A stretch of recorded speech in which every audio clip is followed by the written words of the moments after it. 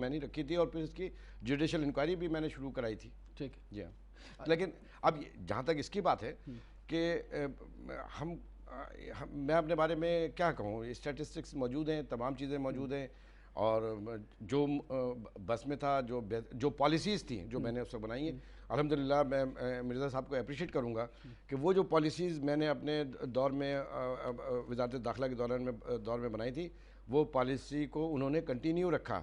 उसमें कुछ काम बड़े इंपॉर्टेंट थे जो रह गए, जो नहीं हो सके थे, और लेकिन उसकी अप्रूवल भी मेरे ही ज़माने में हो गई थी। जो 5 एग्ज़िट पॉइंट थे कराची सिटी के, उस पर स्कैनर लगाने था, फिर एक ट्रैकिंग सिस्टम था जो नादरा के साथ मिलकर उसको भी अप्रूव किया था कि वो हर गाड़ी के अंदर, हर रिक्शे में, हर बस में लगा होगा और उसको स्कैन किया जाएगा। वो बहुत सारी चीज़ें थी। इसके ऊपर अगर आप कभी एक इंडिपेंडेंट प्रोग्राम करें तो फिर मैं बिल्कुल उस पर बात करेंगे। और मैं व्यूवर से कहना चाहूँगा कि आप भी हमें लाइव ज्वाइन कर सकते हैं, और ख़ास तौर पे जो व्यूवर्स हमें ज्वाइन करेंगे लाइव कॉल के ज़रिए, मैं उनसे जानना चाहूँगा कि इस वक्त जो शोर है मुल्क के अंदर, ख़ासतौर पर पंजाब की जो सूरत हाल है, इस पर आपके क्या कमेंट्स हैं? क्या आप वाकई में दिलचस्पी रखते हैं, या तमाम तर फोकस इस पर ही है कि नहीं यार ये बहुत कुछ हो गया, ये देखा गया है, इस तरह लड़ते रहते हैं, कुछ नहीं होता, आवाम का कोई भला नहीं होता, बस क्रिकेट मैच देखो आज तो बस यही देखेंगे, और जो है हमारे जो है अप्रैल फर्स्ट वीक तक तमाम तर कंसंट्रेशन क्रिकेट पे रखनी है, और हमें जो है सियासतदानों से कोई तवक्कुआत नहीं, कुछ उम्मीदें हैं सियासतदानों से? देखिए, सियासतदान कुछ करेंगे? उम्मीदें तो रखनी चाहिए, सियासतदानों से रखें ना रखें,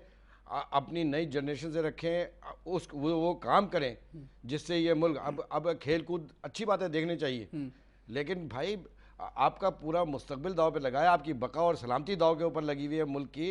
तो हम अफीम ज़दा माशरे के अंदर हैं, जैसे चाइनीज़ किया करते थे, तो जब तक वो अफीम पी कर सुबह उठते थे, दीवार पे अफीम चाटते थे और सो जाते थे, तो जब तक वो ये करते रहे तो वो गुलामी रहे।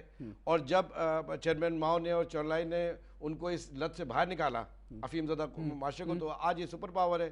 तो हमें ये अफीम ज़दा इस माशरे से, इस जागीरदाराना निज़ाम से, ये जो एक सेट सिस्टम बना दिया जो गला सड़ा है, अब इसके अंदर से ताफुन आ रहा है, पैदा हो रहा है, जिसमें आवाम जो है वो परेशान हो गई है।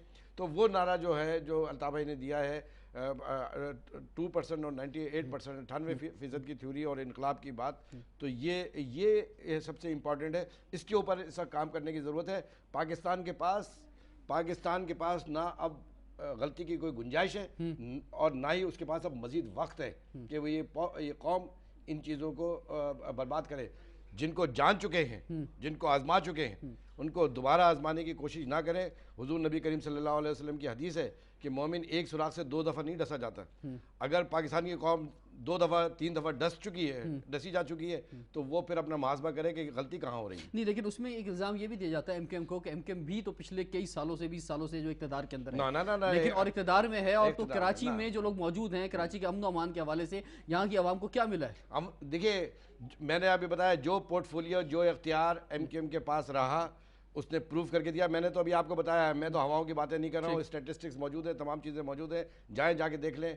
सिटी गवर्नमेंट एमकेएम के पास इंटायर पावर के साथ आई थी, तो इस शहर की हालत आप देखिए, हैदराबाद की आप सूरत हाल देखिए, गुड गवर्नेंस की आप हालत देखिए।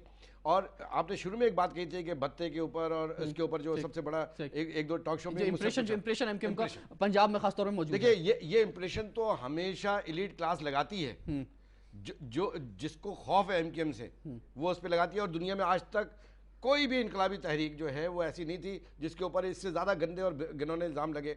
लेकिन मैं आपको पूरे यकीन के साथ बात कर रहा हूँ, और पूरे एतमाद के साथ और पूरे यकीन के साथ, कि कोई इंडस्ट्रियलिस्ट, हज़ारों फैक्ट्री हैं यहाँ पर, ठीक है, कोई एक इंडस्ट्रियलिस्ट मेरे पास आए और आकर मुझसे बताए, आपके टॉक शो में आ जाए और आके बताया कि जी एमकेएम का कारकुन, नॉन कारकुन, एमकेएम का यूनिट इंचार्ज, एमकेएम का सेक्टर इंचार्ज, जोनल इंचार्ज, उसने आकर चंदे के नाम पे भत्ता मांगा। या पिछले कई दिनों से जो ताजिर स्ट्राइक कर रहे हैं, और बड़े बड़े बैनर्स लगे हुए हैं कि ताजिरों को आज़ाद किया जाए भत्ता माफिया से, ये बैनर्स जब पोर्ट्रे होते हैं हमारे नेशनल नेटवर्क के ऊपर, और पंजाब में ख़ास तौर पे खैबर पख्तूनख्वा में, बलूचिस्तान में जो लोग बैठे हुए देखते हैं, और वो देखते हैं यार कराची में ही ऐसा कुछ हो रहा है, ये भत्ता मांगा जा रहा है, तो उसका पहला जो तासुर जाता है वो एमकेएम की जानिब जाता है, एमकेएम ही लेती होगी इनसे भत्ता। देखिए, अगर ऐसी बात है, पहली बात तो ये है कि ये पॉलिटिकल मसले ही नहीं है। जो क्रिमिनल है वो क्रिमिनल है, चाहे वो कोई भी हो, ठीक है। ये है एब्सोल्युटली एडमिनिस्ट्रेटिव इशू।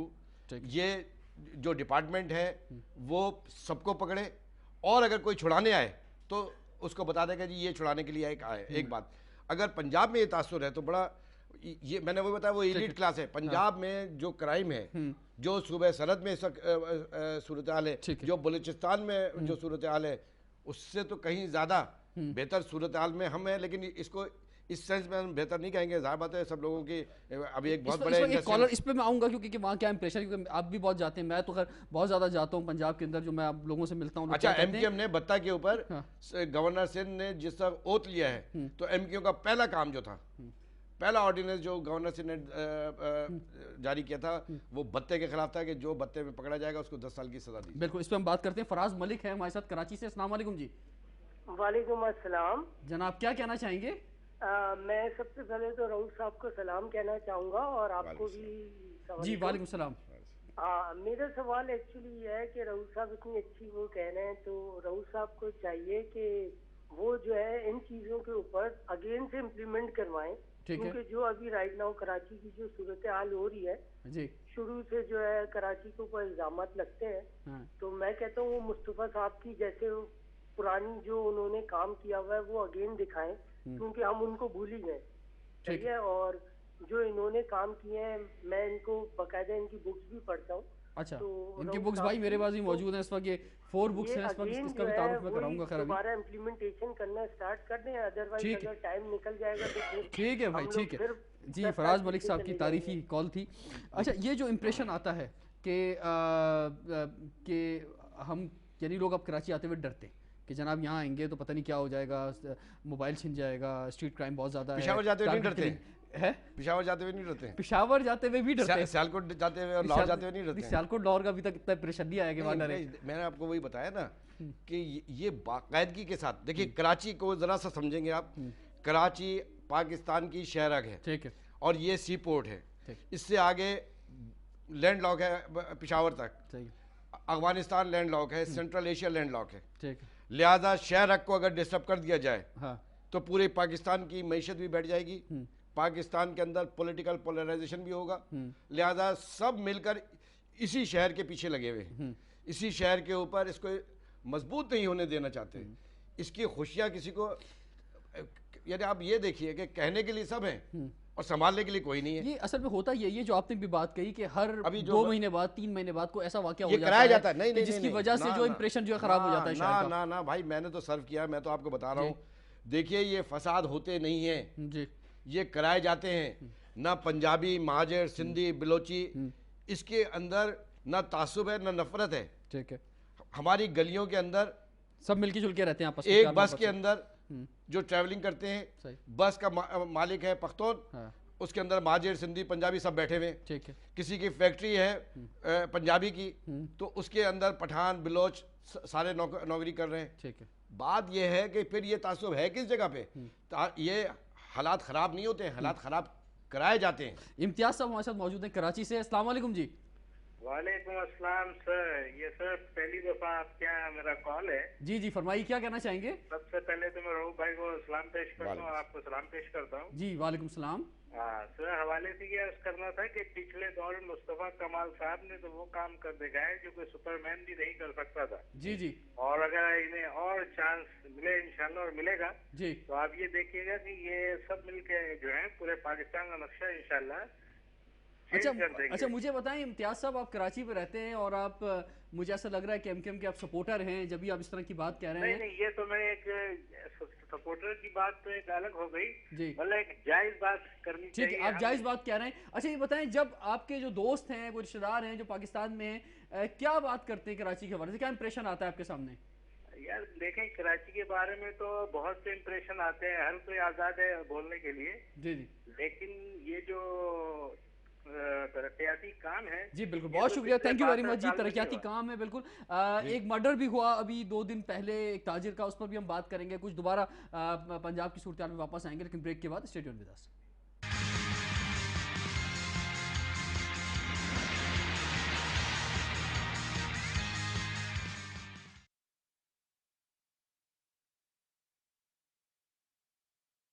आज हम रऊफ सिद्दीकी साहब से बात कर रहे हैं मुख्तलिफ इशूज़ के हवाले से। इस वक्त हमारे साथ एक कॉलर हैं पंजाब से, इनसे बात करना चाहेंगे। अस्सलाम वालेकुम जी। अस्सलामुअलैकुम जनाब, कहाँ से बात कर रहे हैं, क्या नाम है आपका? असगर अली नाम है, पाकिस्तान पंजाब चिन्योर से बात कर रहा हूँ। जनाब वाला, आपने हमारी डिस्कशन सुनी, आप क्या समझते हैं, क्या कहना चाहेंगे? आप के जो मुल्क की सूरत हाल है इसमें अवाम को कितनी दिलचस्पी है इस वक्त? मैं ये आपसे अर्ज करना चाहता हूँ अमेरिका के बारे में, जो हमारे